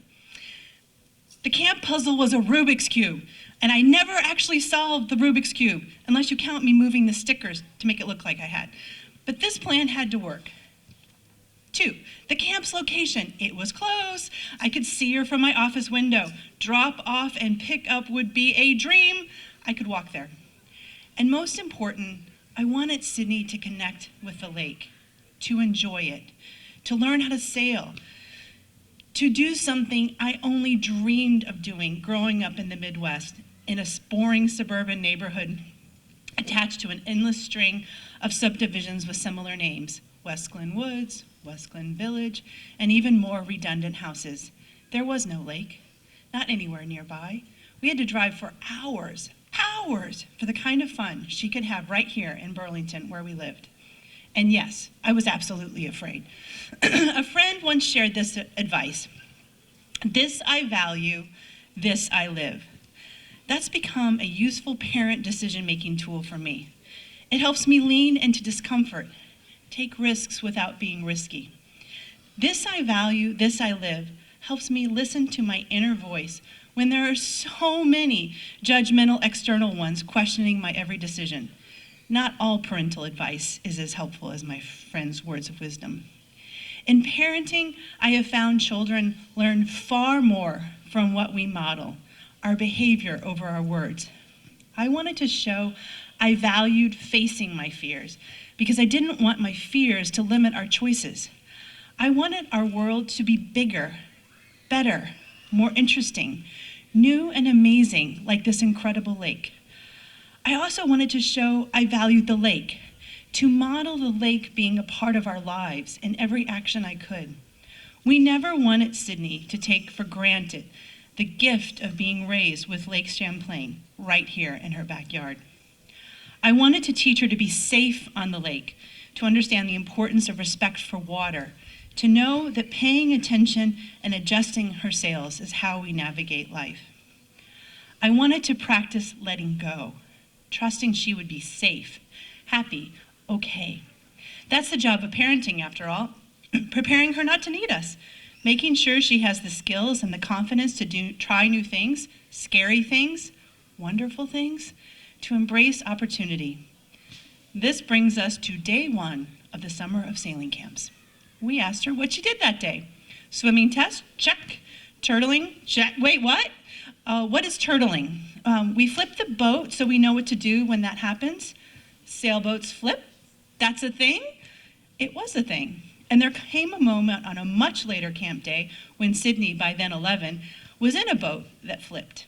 And the next worst thing happened. She was tangled in the ropes. She calmly recited what happened. I turtled, but I got caught in the ropes. So what did you do? What we're supposed to do? I waited in the air pocket until they came and got me. It took all my inner strength during this conversation to not freak out. I can still see her, imagining her 11-year-old face bobbing under that 420 sailboat. Air pocket? And yet, I could not be more proud of how she knew what to do and that she did it all by herself. But back to that first summer. 6 weeks of sailing camp successfully completed. Turns out, Sydney loves sailing a lot. Subsequent summers were filled with sailing camps. What Sydney learned was life-changing and life-saving. When Sid was in 5th grade, her class took a field trip to the sailing center, a place and people she knew well after 3 summers of sailing and multiple read books filled with her skills and accomplishments. It was late September and the weather was warm, a nice fall day. Parents were invited to watch from the docks. 3 sonars would take her class on a short sail on the lake. The students would get a chance to man the jib and the mainsail, Sailing 101, an introduction for novices. The first 2 boats went out, one right after the other. Sydney was in the 3rd, along with her teacher, Mrs. D, her classmates, and her summer sailing instructor, Keith, who was at the till. Their boat got out a bit later as Mrs. D checked and rechecked the safety list and who was where and with whom. Across the lake, the Adirondacks had started their autumn transformation, pops of color on a cloudy day. The first 2 boats circled and turned back toward home. The last one out, Sydney's boat, was the farthest out. That's when we saw it, at the same time. Everyone on the docks was transfixed. A dark gray wall plowed across the lake, a giant consuming the sky and churning the water in its roiling wake. It was coming, and quickly. I'd met this giant before. On the lake, sudden storms can come up swiftly, seemingly out of nowhere. We'd been on a fishing charter before Sydney was born, where the captain explained why he had 2 motors. The second, he said, was for sudden storm moments. When you need it, you need it. The day we were with him, we needed it. We watched a seasoned captain rev up 2 huge motors to full power, sending the charter flying and barely escaping the giant's charging fury. Now, my daughter was in a small sailboat with her teachers and classmates, trying to outrun this beast's raging clutches. No motors, but wind, more and more wind. The first 2 boats were almost in, back safely behind the breakwater. The parents, in hushed chatter, gave a play-by-play of the progress. Everyone more nervous than a baseball color commentator in the bottom of the 9th. 2 outs, 2 strikes, 7th game of the World Series. 1 boat in, 2nd boat in.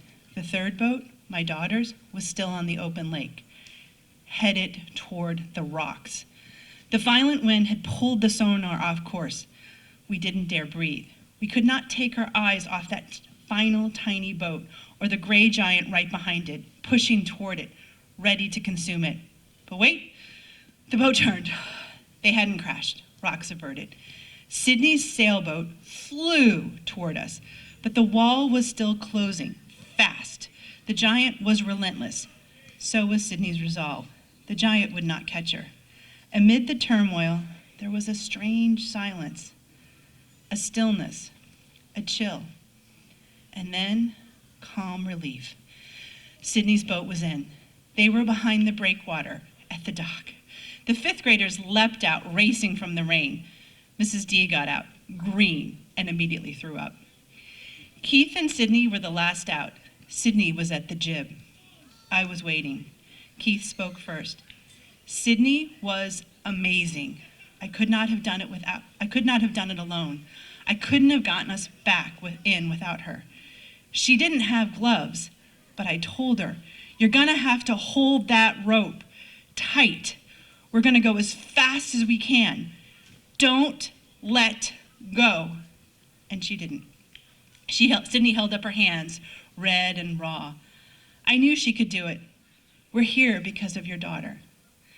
That day, I learned a lot about myself, about choices, about the unexpected, about parenting, about standing at a gut-wrenching distance, unable to fix or save, watching our daughter, terrified, hoping, trusting. I learned a lot about our daughter, her inner strength, her calm resolve, her crisis problem solving. She gave me an early glimpse into the brave woman she would become. And I learned about the lake. Like all complicated relationships worth having, the lake has many facets. We must pay attention and listen to all of them. On a family vacation, my mother-in-law said, as she observed a sunset on another lake, Lake Michigan, "Have you ever seen a sunset like that?" My daughter respectfully agreed with her grandmother, but later she said to us privately with a giggle, "Have you ever seen a sunset like that?" Yeah, like every night.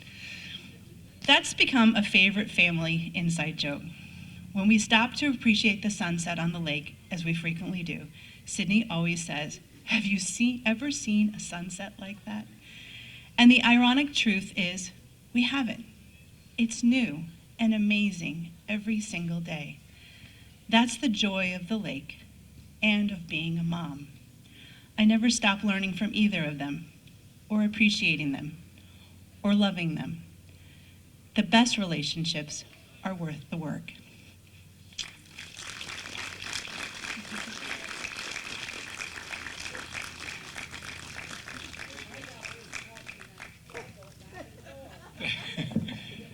Thank you very much, Becky. I couldn't help but overhearing somebody saying that your daughter's in one of the sailboats right over there. Yeah. That was a fantastic conclusion, Becky. Thank you very much. And thank you, everybody, for coming. I need to give a quick shout out to all of the organizations who have been set up over here to my left.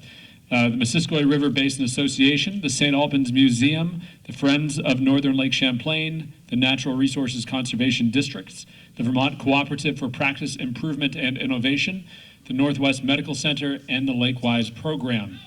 Some of them still have their booths set up, so if you have any questions or have not been able to get over there yet, please do so. A lot of the tech stuff is going to start to be packed up. However, while that is being packed up and you're all enjoying what is left of this astonishingly beautiful day, Smokey Newfield Project will be playing some more songs right here. So linger as long as you would like. Thank you all very much for coming out, and please get home safely.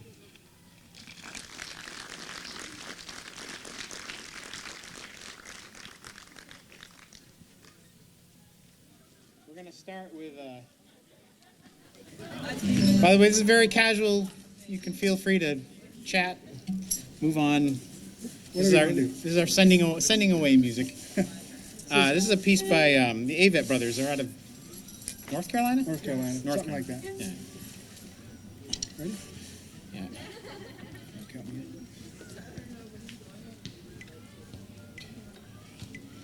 1, 2, 3.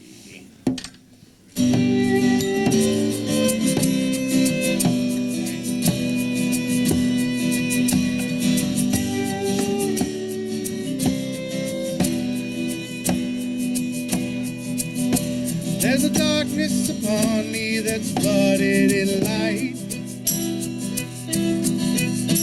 In the fine print they tell me what's wrong and what's right. And it comes in black and it comes in white. And I'm frightened by those who don't see it. When nothing is owed or deserved or expected, and your life doesn't change by the one that's elected. You're loved by someone you're never rejected.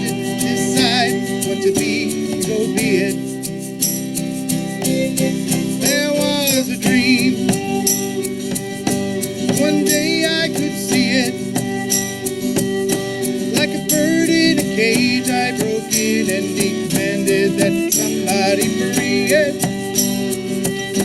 And there was a kid with a head full of doubt. So I'll scream till I die, or the last of those bad thoughts are finally out.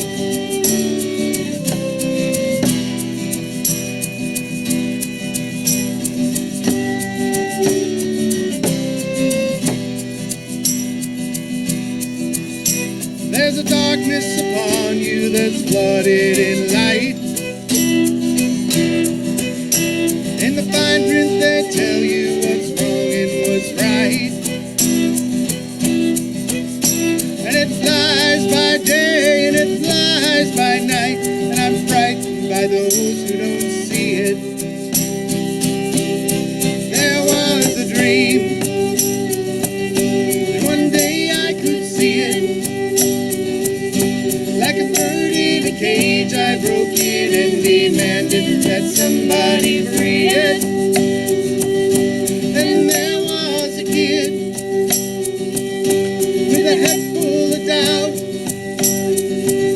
So I'll scream till I die, or the last of those bad thoughts are finally out.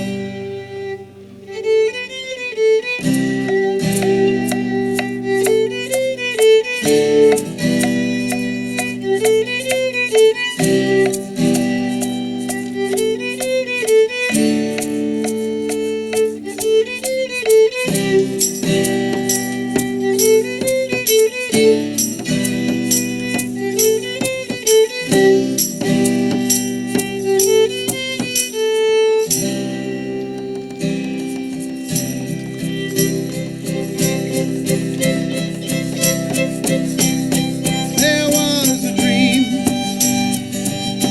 one day I could see it. Like a bird in a cage, I broke it and demanded that somebody free it. And there was a kid with a head full of doubt.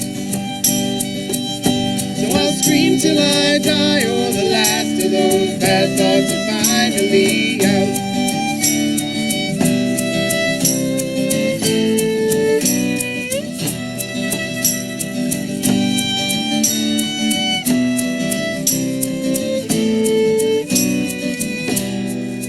There's a darkness upon me that's flooded in light. In the fine print they tell me what's wrong and what's right. There's a darkness upon us that's flooded in light. And I'm frightened by those who don't see it.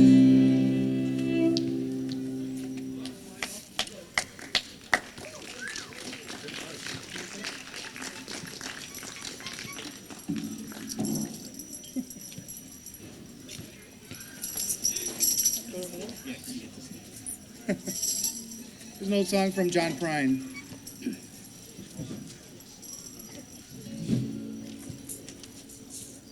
Hopefully I remember it. It's all in your bill. Count again. 1, 2, 3,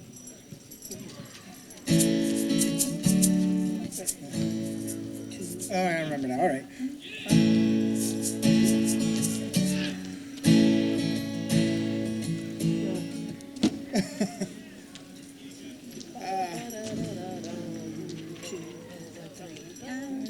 Okay, I get it.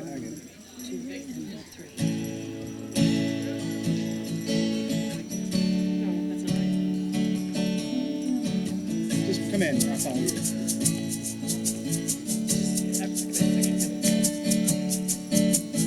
I am an old woman named after my mother. My old man is another child that's grown old. Dreams were lightning, thunder were desire. This old house would have burned down a long time ago. Make me an angel that flies from Montgomery.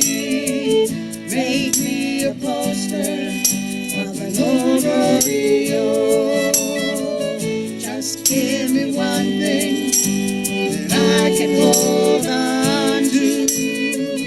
To believe in this living is just a hard way to go.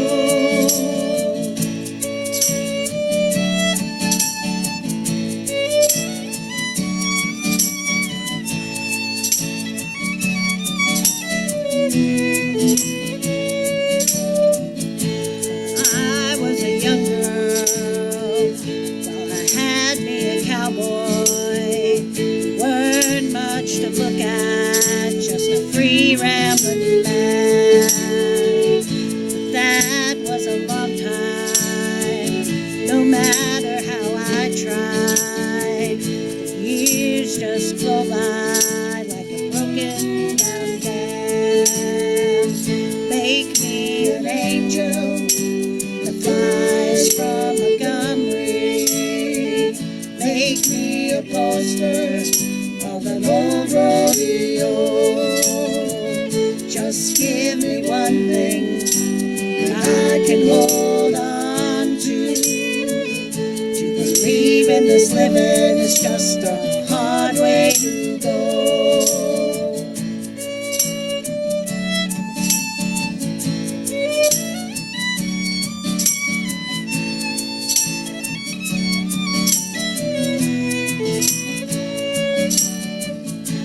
Flies in the kitchen, I can hear them buzzing.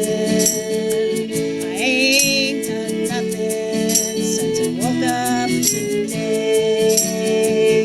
How the hell can a person go to work in the morning, come home in the evening, and have nothing to say? Make me an angel flies from Montgomery. Make me a poster of an old rodeo. Just give me one thing I can hold on to. To believe in this living is just a hard way to go.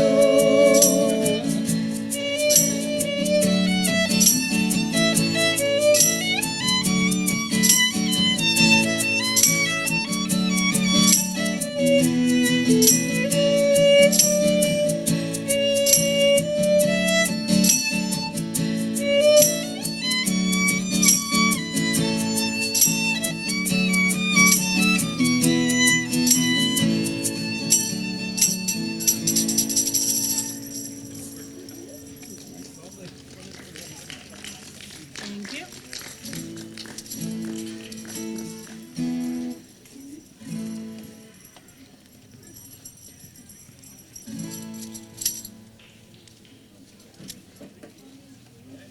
Yeah. 1, 2, 3, and 4.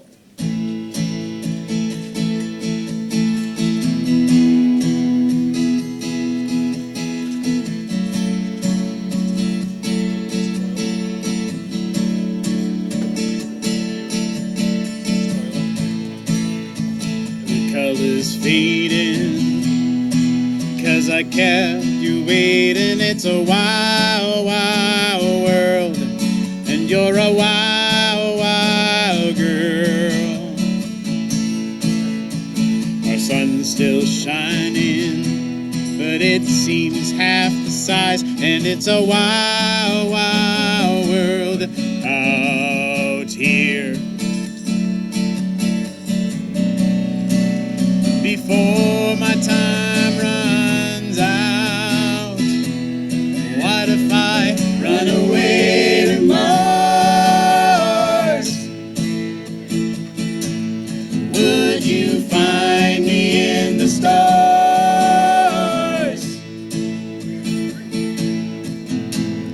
Would you miss me in the end if I run out of oxygen when I run away to Mars?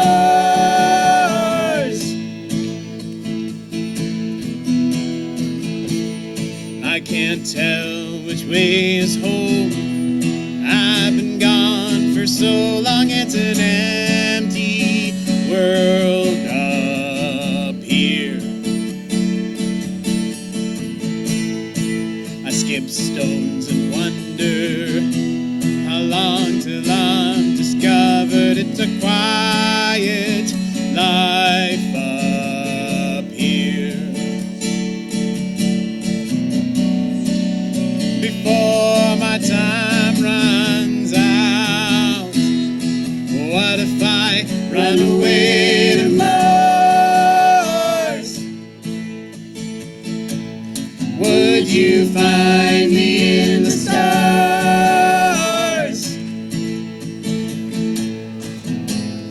Would you miss me in the end if I run out of oxygen when I run away to Mars?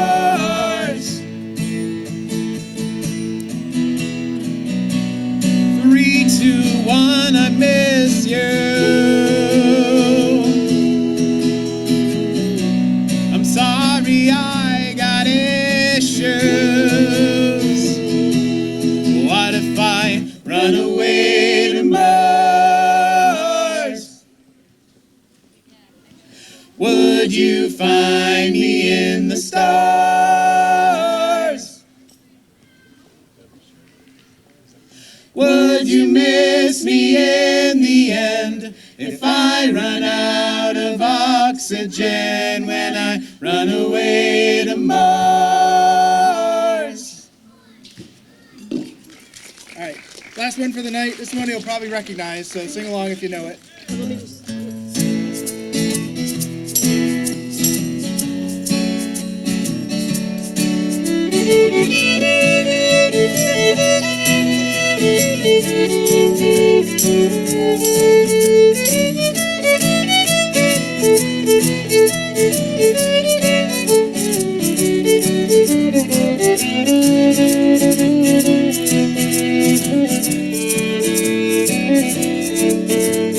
Headed down south to the land of the pine, thumbing my way into North Carolina, staring up the road and pray to God I see headlights. I made it down the coast in 17 hours, picking me a bouquet of dogwood flowers. Now I'm hoping for Riley, I can see my baby tonight. So rock me, mama, like a wagon wheel. Rock me, mama, any way you feel. Hey, mama, rock me. Rock me, mama, like the wind and the rain. Rock me, mama, like a southbound train. Hey, mama, rock me.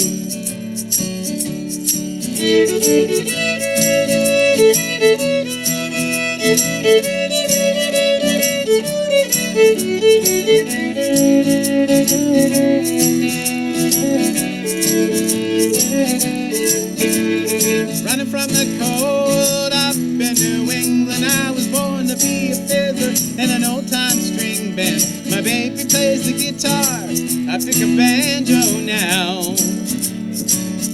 Oh, these North Country winters keep forgetting now. I lost my money playing poker, so I had to up and leave, and now I ain't turning back to living that old life no more.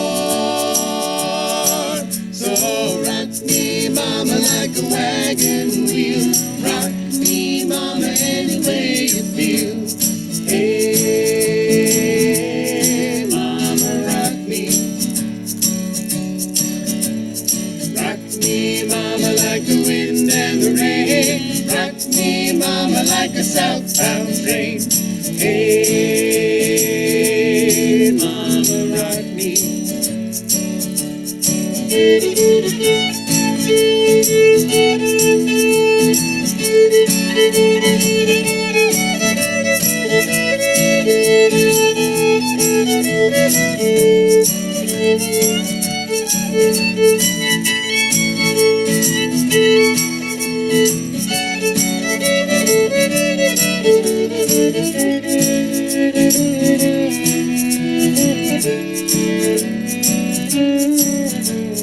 Walking to the south out of Roanoke, I I caught a trucker out of Philly, had a nice long tote. He's headed west from the Cumberland Gaps to Johnson City, Tennessee. And I gotta get a move on, fit for the sun. I hear my baby calling my name, and I know that she's the only one. If I die in Raleigh, at least I will die free. So rock me, mama, like a wagon wheel. Rock me, mama, any way you feel. Hey, mama, rock me. Rock me, mama, like the wind and the rain. Rock me, mama, like a southbound train. Hey, mama, rock me.